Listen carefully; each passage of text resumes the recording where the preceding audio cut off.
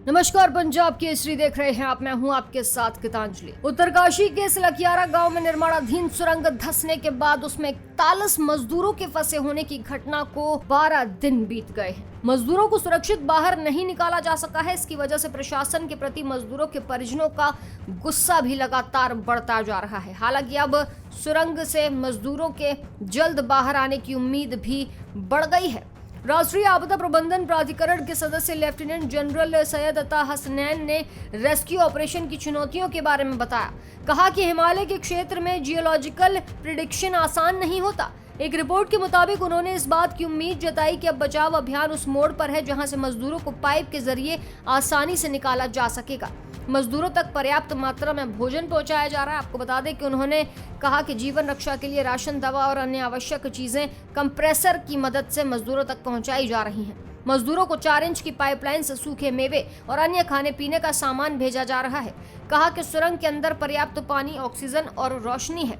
फिलहाल हमारा ध्यान ऑगर मशीन से हॉरिजॉन्टल ड्रिलिंग करने पर है।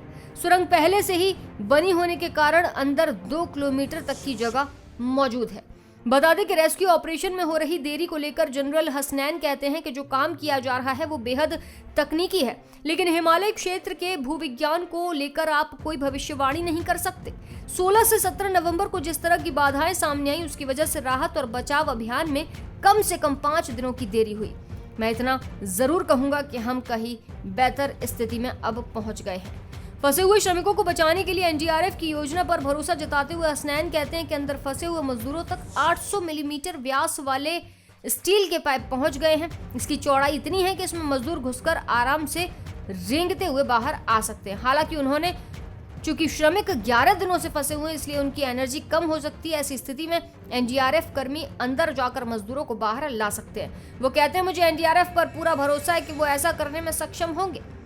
वो बहादुर जवान हैं और अंदर जाकर उन लोगों को बाहर लाने में सक्षम होंगे जो अपने आप बाहर नहीं आ सकते। श्रमिकों को निकालने के लिए नए पाइप डालते समय अपनाए गए अतिरिक्त सुरक्षा उपायों के बारे में पूछे जाने पर लेफ्टिनेंट जनरल हसनैन ने बताया कि पाइप के ढहने की संभावना के बचने के लिए एक निश्चित मात्रा में क्लैडिंग जोड़ी गई है। क्लैडिंग क्या होती है ये भी बता देते हैं। एक तरह की शील्डिंग होती है जो सुरंग की परत से लगकर सारा बोझ झेलती है और पाइप उसके बीच से आसानी से जा सकता है। इसी की वजह से पाइप पर दबाव कम होगा। आगे कहा कि बचाव कार्यों को बढ़ाने के लिए कई सरकारी विभागों और भारतीय सेना के इंजीनियरों को भी लगा दिया गया है। अब सुरंग में राहत और बचाव अभियान के लिए जो मलबे में छेद करने का काम है वो मजदूरों के करीब पहुंचा है। इसकी वजह से उम्मीद बढ़ गई है।